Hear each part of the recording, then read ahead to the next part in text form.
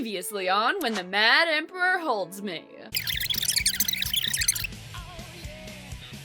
Alright, so when we last left Princess Celeste, she had just woken up from a 3-year coma after having sex with Turkin, her fiance's assistant. Damn, Turkin, you should come to my house sometime. Like myself, Celeste is shocked that she fell into an inexplicable, possibly sex-driven 3-year coma. As she looks at herself in the mirror, wondering why she looks exactly the same, Celeste notices something on her stomach. Let's play a game of... Holy shit, is that a C-section scar? She asks her maid Terega why she has a massive C-section looking scar on her stomach, and Terega says that while she was asleep, an assassin broke in. Terega tells us about this dastardly villain who broke into Celeste's coma chambers and did a violent, terrible thing. He cut her stomach skin deep and then sewed it up like surgery. No! So Celeste definitely had a coma C-section, right? That's a C-section scar right there. This only leads me to believe that Celeste had a baby while she was in a coma. A coma baby! I would question this further, but this isn't even the weirdest thing about this comic, so like Celeste and Terega, I guess I'll move on and never mention it again too. Celeste asks Terega where Pt2 is and learns that after she went to sleep, he went off to war, unable to cope with his true love being in a coma. This guy doesn't know a thing about coma patient princesses. He didn't even try to kiss her to wake her up. They say the only way to wake a princess asleep in a coma is true love's kiss. Okay, I'll do it. Let them in! Hi, Pt2! Mwah, mwah, mwah, mwah. Ooh, Doc! It's not working! She's still asleep! The funny thing is, Pt2 went to war, but the moment he hears Celeste has woken up, he heads back, and the war immediately ends. Which, call me crazy, doesn't sound like he went off to war. It more sounds like Pt2 just kinda riding around attacking random people, or as my mother told me when I was fighting with my siblings for totally valid reasons, causing contention. That to say, Pt2 is a lot like me when I was a kid. Long hair, daddy issues, and filled with rage. Turkin did not go off to war. He stayed in the palace to watch over Celeste. Now that she's awake, he comes to see her. She thinks about how different he looks, how much older he looks. I mean, look at him. He looks so different. Look, here's the before and the after. Or, wait, is that the after and the before? Or the before and the are these the same pictures? I think in reality, the only actual difference is his eyes have slid slightly upwards on his head. Well, either his eyes have slid upward or his chin is falling. Which, he should maybe get checked because I don't think that's how aging is supposed to work. I don't know, Gary. I think it's time you start thinking about retiring. You just aren't a young man anymore. Why can't we tighten the roof like last time? Celeste feels cut off from the world, as everything she knows has changed. Turkin comforts her with a platonic friendship hug, and Celeste wonders if he's always been this kind. Yes! Kinder, even! He was kissing on you, professionally, for weeks! Hell, he even stayed with her while she was asleep, just like my husband did when I was in a 3-year coma. It's been 3 years. We don't know if she'll ever wake up. Doctor, look, she's saying something! She's saying something! What are you saying, Maddie? Come back to me! This video is sponsored by Unvale. Unvale is one of my favorite websites that I recommend to basically anyone looking for a warm community to post their creations. When you create your user profile, you can upload everything from your original characters to the unique world they live in, and even the character traits that they have. You can explore Unvale in so many fun ways to discover other artists just like you. There are community events you can participate in, there's a community tab to greet new users, and there's even a fun random button that I personally really like where you can find new artists you otherwise might have missed. But hands down, the best feature of Unvale is the never NFT and anti-AI policy they have in place, so you know that the art you're seeing isn't just like pumped out, it's made by a person. Unvale is the best platform for sharing your characters, the worlds they live in, and so much more, and the team at Unvale is so dedicated to making their platform the best it can possibly be. Unvale is also getting an app. You can join the waitlist today, and I personally really recommend it. I love Unvale. Click the links in the description down below to join for free, and thank you so much to Unvale for sponsoring this video. And without further ado, let's get back to When the Mad Emperor Holds Me. So Celeste takes this all in and starts to regain her strength. She wanders the palace grounds alone, thinking about how her life has been ruined, how everything is terrible, and how things couldn't get any worse. Then things get worse! Celeste runs into a woman, but not just any woman, Pt2's woman!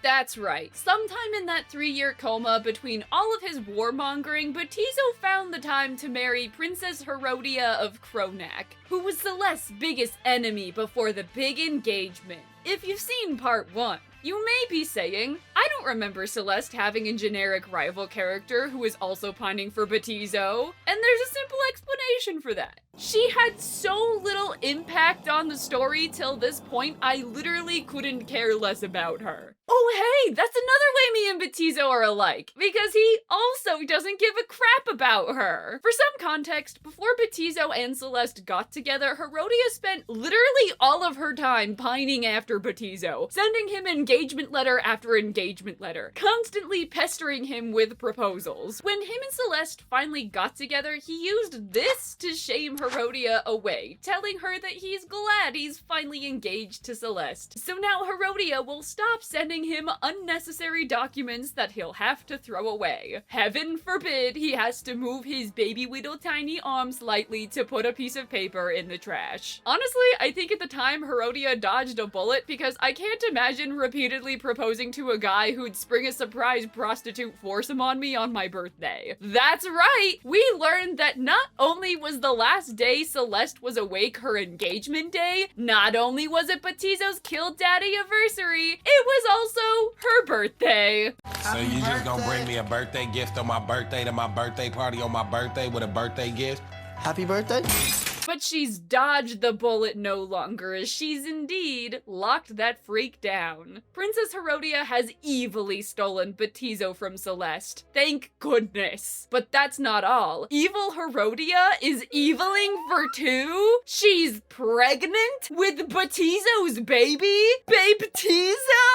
Man, Pt2 is a busy boy. On one hand, he's conquering unseen lands, and on the other hand, he's conquering unseen land.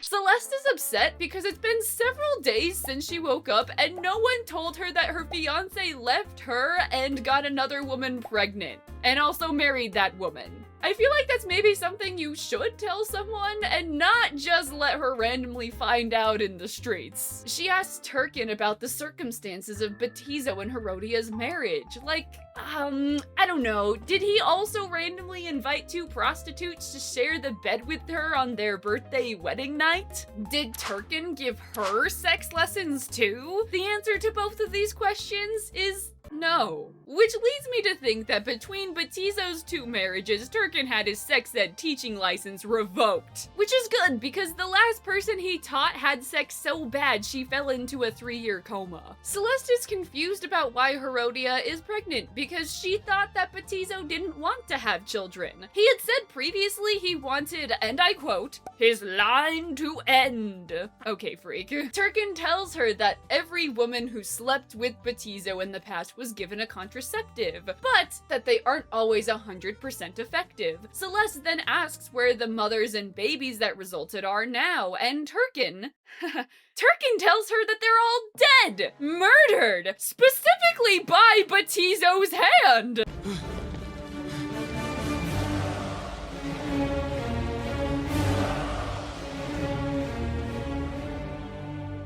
Wait a minute, where are Pt2's 2 prostitutes? Are they safe? Are they alive? Has anyone seen these beautiful baddies?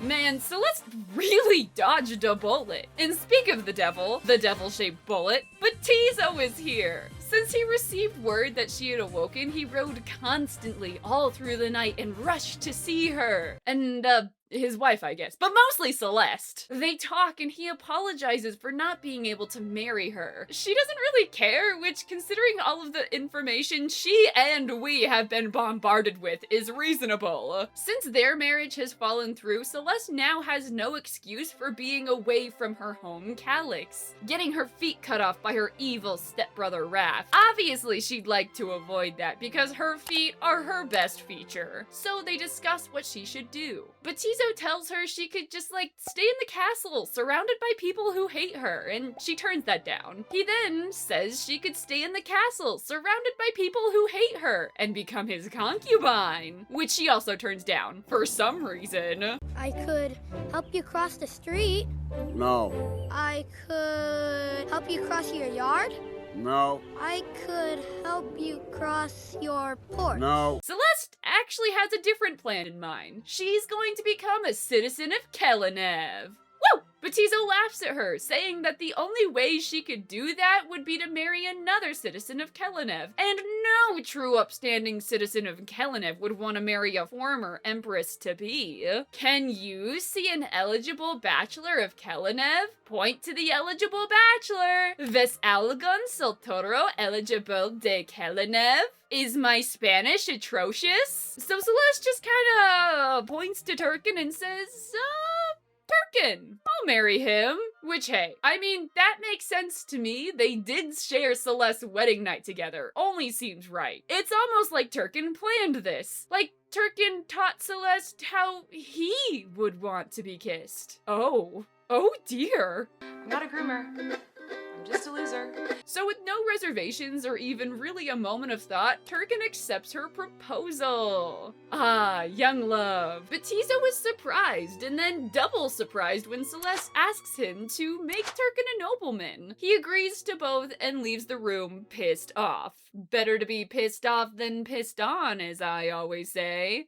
So plans begin to be made for Celeste to leave Baptizo's palace. Before she leaves, Herodia invites Celeste to dinner with her and Baptizo and Turkin. Herodia, generic mean girl that she is, tries to make subtle digs at Celeste, but I can't focus on that as Baptizo starts smoking right next to his pregnant wife. 500 cigarettes. Okay, she might be slightly annoying, but what did Herodia do to make this guy hate her so much? What could she possibly have done? Wait, look at the food! She made him eat different food! Never mind, Baptizo, I understand. I would never do that to you. I'd make you your very round steaks. I can take you away from all of this, away from her! Herodia then asks Celeste to be her lady-in-waiting, to try and make Celeste feel bad and establish an official hierarchy of wives with herself as top wife. And when Celeste tells Herodia she wants to move out of the castle as soon as possible, Herodia tries telling her she doesn't have much, so it should be easy for her. Cool dig, Herodia. Everyone knows it's cool to shit on coma victims who have an appreciation for minimalism. But Turkin puts Herodia in her place and tells her, of course Celeste has things. He gave them to her. At this, Baptizo storms off angrily because he knows what else Turkin gave her. His dick. A baby, maybe? Since the life of the party is now gone, everyone else leaves too. Honestly, this has probably been one of the most successful parties this place has seen. Celeste is excited about leaving the palace the next morning. She's so excited she can't sleep. But when she closes her eyes, she gets a sudden headache. Look! Her headache! Baptizo shows up, standing over her bed, watching her while she sleeps like fucking Santa Claus. Baptizo has come to say bye-bye in perhaps the worst and creepiest way possible. Celeste asks if she can get dressed real quick or maybe get a maid to bring some tea. No! Don't move! That's basically what he says. So she's really scared on account of him being a baby-killing warmonger, but he tells her not to worry. She might be the center of some dirty gossip for a while, but it'll fade in no time. And then he tells her he would have married her, you know, if it weren't for the coma. And then he runs away. Thanks, man. Super cool. Probably could have waited till morning, though. Before he leaves, she asks if Pt2 is okay. She knows it's around the time of his killed daddy-iversary. He says, yeah, he's slowly getting better. He didn't even have to turn to getting sloshed on wine and having a nervous orgy breakdown. He did, however, turn to smoking next to his pregnant wife. So... baby steps, I guess. So the next day, Celeste leaves the palace with Pt2 and Turkin watching from above. Pt2 makes a comment saying it's as if he brought Celeste to Kelenev for Turkin to marry. And Turkin pretends that's not true. But the moment Pt2 turns away, we get this, weird glimpse of Turkin with an absolute devilish smirk on his face. He thinks to himself this: I guess he still hasn't figured out his own feelings for her, but that's no fun. He'll have to realize it soon for any of this to be worth doing. From here on out, this is basically how every scene with Turkin goes. He spends the rest of the comic with this evil shit-eating grin plastered across his face and keeps thinking about how everything is going according to plan. Like, he's genuinely very sinister for the rest of the season, and while there's a couple of scenes of him and Celeste being, like, romantic and cute together, there's gotta be double the amount of scenes with him twirling his mustache, stroking his massive white cat, and laughing maniacally, scheming behind Pt2's back. Do you know how I know he's 100% evil for sure? Because in the very next scene, we are introduced to a new evil character who greets Turkin, calling him an evil fairy of darkness. Let's play a game of Can You Guess? Can you guess who calls Turkin An evil fairy of darkness? Is it A, the Green Gossiper? Is it B, the ghost of Pt2's dead father? Is it C, his evil fairy godmother? Or is it D, a Shinigami like from Death Note? Come on, lock in your answers. This one's a bit of an easy one. Well, if you guessed D, a Shinigami like from the show Death Note, you'd be correct! Okay, so they don't call it a Shinigami, but I cannot think of a better way to say it. This thing is a demon guy robed in all black who shows up and can only be seen by certain people. So between the evil demon guy showing up behind him and him constantly smirking behind people's back, bathed in red light, I'm not 100% convinced that Turkin doesn't have a Death Note. So Turkin talks to the Shinigami, who we learn is named Pavel, a demon who feeds off of negative and dark energy, which, as we've been seeing, Turkin is absolutely dripping with. But then Turkin says to Pavel that he's freeing him because, I guess, like, Pavel was under contract to Turkin to do something? In the first part of the comic, there were a few scenes where Celeste could swear she heard Turkin chanting evil magic words under his breath, or on the other side of the door, but she could never see who or what Turkin was talking to. I guess now we know what he was doing. Wait, what was he doing? The first time she hears this is when she's fainting from her eating-related injury. Did Turkin summon Pavel to give her mouth to mouth? Mouth to beak? As a human being who reads things and watches movies with real plots and stuff, I genuinely have no earthly idea why Pavel is here. He doesn't really serve the plot. He just kind of shows up for some reason 30 chapters in with no indication that he or anything like him ever existed in this world. I don't know why they did this. I cannot begin to fathom what goes on in the mind of the author of this story. So not only is there a Shinigami, but we also learn that Turkin is a magical fairy of darkness. In their world, there was once a kingdom of magical fairy people called Hylids that got wiped out, and now very few of their people exist, with Turkin being one of them. Turkin serves Pt2, and we get hints that he is advising Pt2 based on a prophecy from a mysterious oracle. What is this prophecy? So Celeste leaves the palace and is only too happy to move out and away from our favorite baby-killing warmonger. As she arrives at Turkin's house, she is warmly greeted by the staff who show her to her room, which coincidentally is decorated exactly the way she likes. Celeste tries not to overthink things as she doesn't want to get her romantic hopes up. That night, she and Turkin have dinner to talk about their plans for their marriage and to belatedly celebrate Celeste's birthday, and also escaping her second white-haired wine-drunkard monarch. I really hope Turkin never goes gray. Turkin officially proposes to Celeste, and together they enjoy a non-round steak dinner. That night, Celeste thinks to herself about how great her new life with Turkin will be, when suddenly a mysterious Pavel-shaped creature appears before her. How will she react to seeing this monstrous demonic creature from another world? Maybe something like this? You've taken quite a liking to it.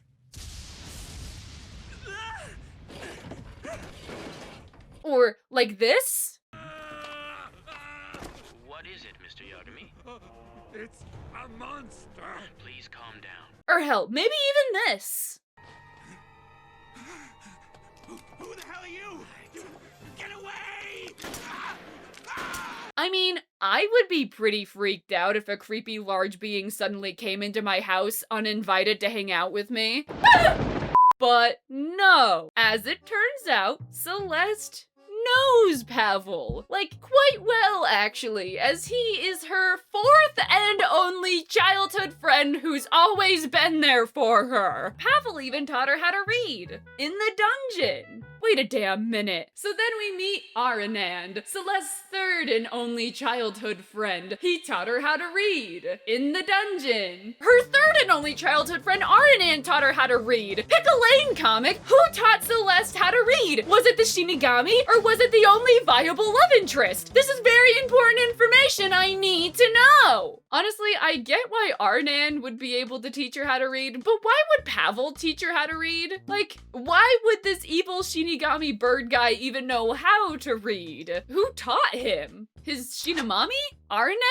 Also, I am going to be so real. It is insane that 34 chapters into this comic, we're only just now being told that Celeste had a giant cloaked bird demon best friend. I mean, hell, we saw several scenes of her eating dinner awkwardly trying to think of conversation topics, and she never thought, hey, maybe I should bring up my bestie, the demon from beyond the darkness. But no, Celeste has always known Pavel. They totally didn't just pull this character out of their ass. And double weirdly, Celeste has always known Pavel, and I quote, always known how to summon him. Just like instinctively, in her gut, she knows an evil incantation to summon an evil demon into her evil dungeon. No one taught her this, she just knows that. You're telling me this girl can intuit demon magic from nothing, but she can't figure out how to stab her food with a little trident? Maybe it's obvious from the fact that Celeste has 4 one and only childhood friends that have always been there for her, but the comic does a terrible job at remembering what Celeste's childhood was like. Sometimes it remembers that she spent the first 12 or so years living in luxury. Sometimes they act like she spent her whole life up until now in a dungeon. Like, for example, in a later scene, we see Celeste riding a horse, and she explains to Turkin that she learned horseback riding when she lived in the palace. So, got it. Her parents taught her how to ride a horse, but not how to use a fork. Pavel and Celeste have a tearful reunion together, with Pavel calling Celeste ugly. Celeste asks Pavel if he knew she had been asleep for 3 years, and Pavel says yes. In fact, A, he knows everything, and B, he informs Celeste that this isn't even the first, nor even is it the second time she has fallen asleep for a long period of time. Pavel tells her that when she was an infant, she fell asleep for 3 days, and then when she was 10, she fell asleep for another 30. Hey, so why didn't Terega, her lifelong maid and second and only childhood friend, remember that? She was out of town those days. She went to a different school. Don't worry about it. Just stop asking. Celeste doesn't seem to realize this, but according to my expert science graph calculations, that means that in 10 years, she's going to fall asleep for 30 years, which sounds horrifying to me. While Pavel is here, Celeste thinks it might be a good idea to ask him how she can stay in the Kelenev Empire, since Raph has been making quite a commotion to try and get her back. Originally, Celeste thought that marrying Turkin would do the job, but Raph doesn't want to bless the wedding, and instead wants her back. Or more specifically, her feet. Lucky for Celeste though, Pavel gives her the perfect piece of advice. Raph arrives to meet with Celeste, Turkin, and Pt2 and is out for blood. And her feet. Foot blood! Turkin tries to placate him by giving Raph all of his land, but that won't do it. Nothing will keep Raph from getting his hands on Celeste's feet, except for one thing. The advice Pavel gave her. The ultimate trump card. She's not a virgin anymore! And not to her fiancé Pt2, but to her other fiancé, Turkin. The green gossiper will have a field day with this information. The potential controversy from this would apparently be so bad for Raph, it means that Celeste can officially stay, with Raph not even taking Turkin's land. Note, he was going to torture her to death in a dungeon. I don't know why it mattered so much which of her fiancés took her virginity. Raph goes to leave, but before he does, he confronts Pt2 and tells him that he'll be punished by the gods for breaking their deal. Pt2, looking out the window at Celeste and Turkin happy together, laughs at Raph and tells him the gods are already punishing him. Oh man, no, this is way worse. Now that Celeste has officially secured her place in the Kelenev Empire, she has time to relax and participate in functions with other high society women. After all, Herodias did still want her to be her lady-in-waiting, so begrudgingly, Celeste goes to these functions accompanied by Turkin, who kisses and smooches on her, making all of the other high society ladies incredibly jealous. Fiancés kissing? How unorthodox! However, Herodias doesn't seem too bothered by this, as she seems to have chilled out about Celeste after Turkin gives her some fertility tea. That is until she notices her husband Pt2 having stood at the edge of the party watching Celeste the entire time, quote, raking his eyes over her like a bird in a cage. Now, viewers, I have been thinking about this line for entirely too long. I have spent hours looking at birds but never finding my eyes raking. Are the birds supposed to be raking? I really don't understand, so please, help me. With your donation of a like and subscribe, maybe I'll know how to rake a bird. Just as we thought Celeste would have some sort of reprieve from having to deal with crazy people, Herodias starts to fight ghosts. She sees Pt2 raking his eyes over her and assumes he wants to make Celeste a concubine. So, as any rational pregnant empress would do, she decides it would be a great idea to just kill Celeste.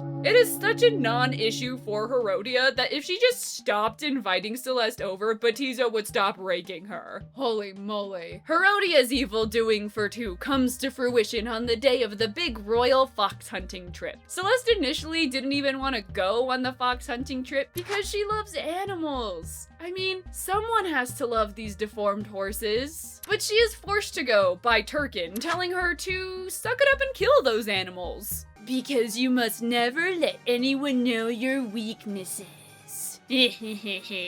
Celeste, Turkin, and Celeste's friend that I've definitely mentioned before, Elizabetta, go off to the fox hunt. As the hunt ensues, Celeste and Elizabetta are lured away from the fox hunting by two men who claim to work for Turkin. Celeste begins to doubt that these guys were sent by Turkin because they're dressed like the most obvious kidnappers you've ever seen. Hey, free candy! Her and Elizabetta decide to make a run for it, splitting up, with Elizabetta getting away to Camp Fox Hunt. Celeste isn't so lucky, as they shoot her perfectly white horse out from under her. She gets thrown and clubbed over the head before she can even put up a fight. Elizabetta warns Turkin and Pt2 about what has happened, and Pt2 gets very worried, much to the continued chagrin of Herodias. He tells Turkin he's going to send out the whole royal guard to find Celeste, and Turkin says, no thank you. I love my wife so much that I want less guys to go looking for her. Meanwhile, back at Camp Kidnap, Celeste awakes to the two kidnappers who've taken her wedding ring and other valuables, arguing over what to do with her. One of the guys wants to do away with her, but the other wants to do her. Then Pavel shows up. Then he leaves. Thanks, Pavel. Your contributions to the story are helpful as always. So as the creepy guy approaches Celeste with a knife, she grabs the blade of his knife with her bare hands and acts crazy, which makes the kidnapper no longer want to assault her. A painting of blood on the white snow. I quite like it. Why don't you just tear me apart and soak the snow with my blood? What a turnoff! And speaking of turnoff, Turkin is here to save the day. And Celeste! I think Pavel may have gotten him, so there's another half point for Pavel. Turkin sees her bloodied hand and is filled with rage. Furious rage! He bandages her hand with a magic bandage and turns to the two kidnappers, telling Celeste to close her eyes. Wait, I feel like I've seen this before. Then he blindfolds her because he doesn't even trust her to close her own eyes. Which might be fair considering what we know about Celeste. Celeste, close your eyes. I can't let you see this.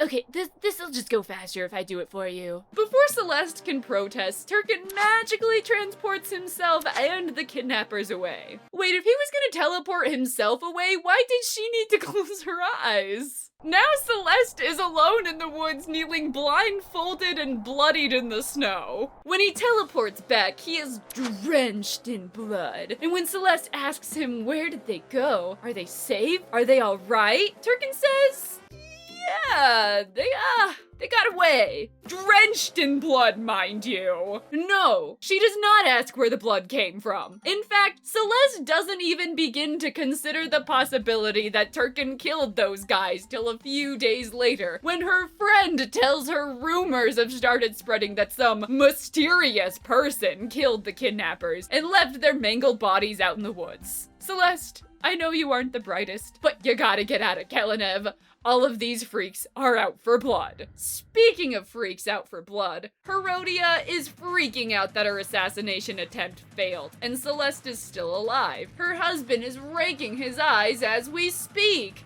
No! But she's not too worried because she's almost positive that she left no evidence tying her to the two kidnappers at the scene of the grisly Turkin murder. That is until the next day, where Elizabetta is throwing Herodia a baby shower. Celeste is invited and Turkin goes with her. Along the way, in the carriage, they can't control themselves, and they have sex in the carriage, I think, and come out looking like this. Real class acts, these two. Even though he wasn't invited and Herodia doesn't want him there, Turkin crashes the baby shower and starts insulting Herodia to her face and flashing an especially sinister smirk at her. And then he starts ranting and raving about how much he loves Celeste and how great they are at loving each other and how it must suck to be in a loveless marriage. Otherwise, Herodia. Then he smirks at her again to try and regain the center of attention at her own baby shower. Herodia has a bunch of maids bring out gifts for everyone.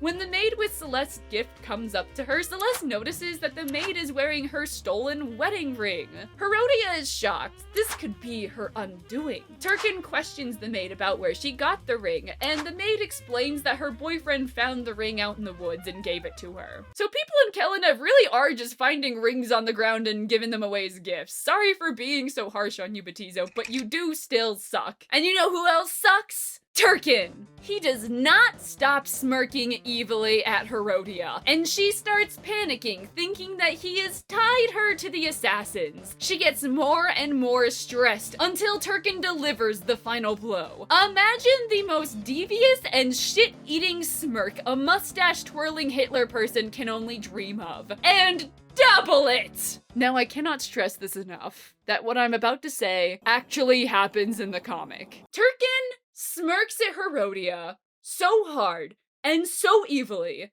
that Herodia has a miscarriage. He smirks at her into having a miscarriage. I am not lying. I don't know what else to say to that. I have never in all of my years of being alive heard of such an atrocity. He smirks her into having a miscarriage at her own baby shower. I've I truly, I am speechless. Do you know how in the last video I said the love interest was not Pt2 and it also wasn't Turkin? It is now double not Turkin. Our options are now between Aranad and Pavel. I don't care who, but please, I beg of someone to save Celeste. So now the season starts to wind down. Herodia's crying fills the halls of the castle, which annoys Pt2 because he's a asshole. Pt2 doesn't care one bit about Herodia. His thoughts are still on Celeste, thinking about how Turkin stole her from him, and dreading going to their upcoming wedding. His insomnia, once driven by his daddy issues, now only is driven by his lust for Celeste. He thinks that the only way to get rid of his bad Celeste dreams is to see Celeste's face, and I quote, in the throes of despair. So he's officially a bad guy now, I guess. Also, if he wanted to see her face in the throes of despair, he could have just given her to Raph.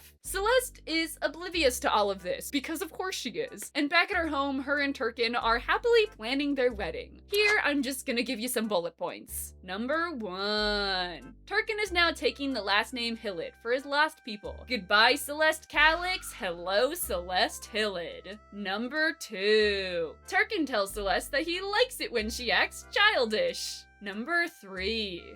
Ew. You know, him saying this does beg one final question. If he does like Celeste acting childish, does he really like it when Celeste acts childish? I ask you, dear viewer, to think back before the beginning of this comic. Before the smirk-induced miscarriage, before the Shinigami, and even before the 3-year coma. This story started with a simple forest pedo and an extra simple child, Celeste. And now, I have to ask the question, is Turkin the forest pedo from the start of this comic? I mean, we know for a fact that Turkin is something the comic calls a space-time weaver. Now, we know that lets him teleport, but it's very unclear what the time in that means. I'm gonna be real, I fully think this fucker can time travel. And since him and the forest pedo are the only people in this comic with this shade of purple hair, and they have the exact same build and vaguely look the same, it's only fair to assume that this dude went back in time to hang out with his wife as a child and then leave right before she got stuck in a dungeon to be tortured for a decade. You're a good guy, forest pedo Turkin. And now you may think that since the season has come to an end, there are no more surprises left in this comic. No more shocking, unbelievable twists to be experienced. Nope.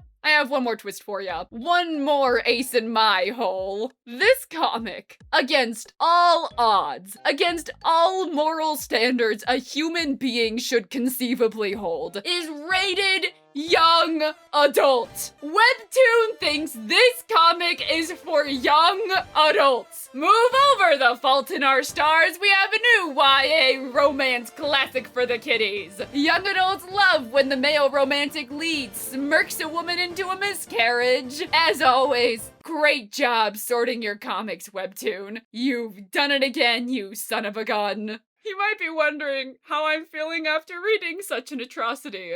And to sum it up in one picture, it's this.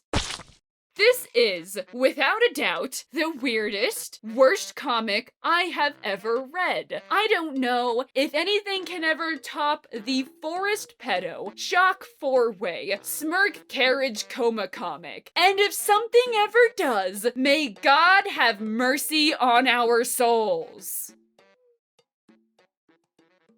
Thank you so much to my patrons, Izama, Roses and Water, Lady Alpossum, Nowhere to Xander, Icy, TJ, Menti Williams, Char, Ligon, Meep Cubed, Aleheart, Bean Dork, Anna the Giant, Abby Gale, Selena Beebe, Claudia E. Gomez, Blue Vamp Countess, Pink Naya, Mies Coles Punk, Squidius, Kathleen O'Neill, Nevius Fox, Punchy McPuncherson, Stacy Child, Hollow Angel, Dominus Bader, Fizzy Dizzy Studios, Jumping Spooter, Matt Nicky, Zany Gemini, Natalie Deer, Mashiru, Sage Spalding, The Badman, Enchilada, Boop AGM, Our Lady of the Rose Garden, Layla McNeese, and Zombie Bomb. If you would also like to join my Patreon to have your name read aloud at the end of these videos, get early access to my main videos as well as my second channel's videos when I make them, I swear I do, and see fully watercolored comic whips, you can join my Patreon for only $2 a month. I also have full comics available for digital purchase as well. Don't forget to check out Unvale, and thank you so much to everyone who made it this far. Without you, I wouldn't be able to make any of this content for you to enjoy, so I really appreciate you all sticking around.